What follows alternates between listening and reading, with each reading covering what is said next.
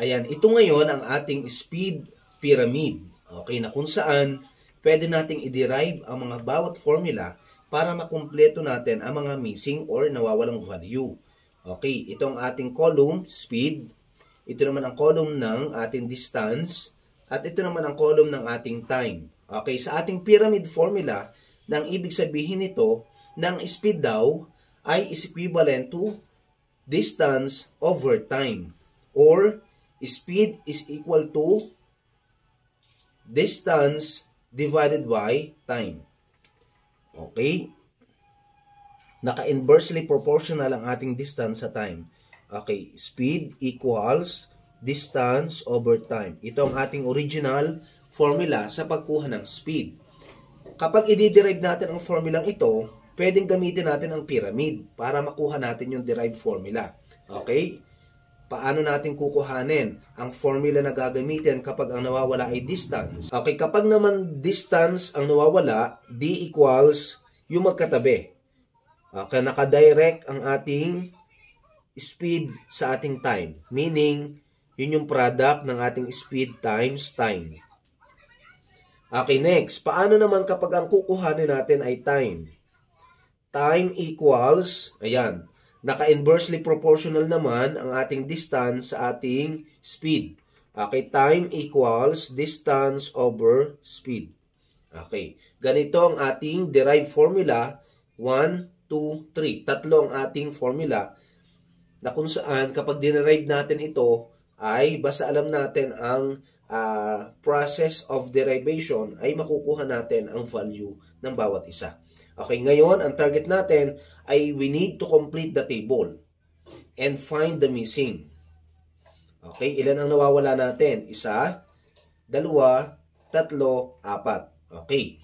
Again, ang ating first column ay speed, second column ay distance, third column ay time.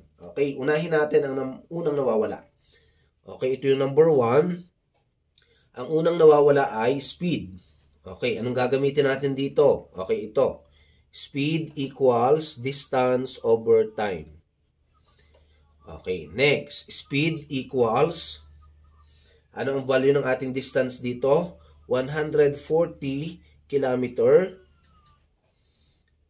over our time value is 2 hours. 2 hours.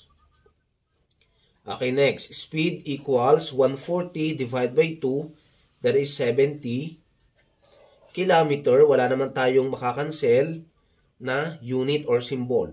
Kilometer per hour. Okay, therefore, ito na ang ating sagot sa speed. Okay, 70 kilometer, lalagay natin 70 kilometer per hour. Okay, next. Sa number 2 naman, ang number 2 natin ay, ang nawawala naman dito ay distance. Ang formula na gagamitin natin ay distance equals speed times time. Okay, gawin natin. Distance equals, anong ating speed? 80 meter per second times 3 seconds.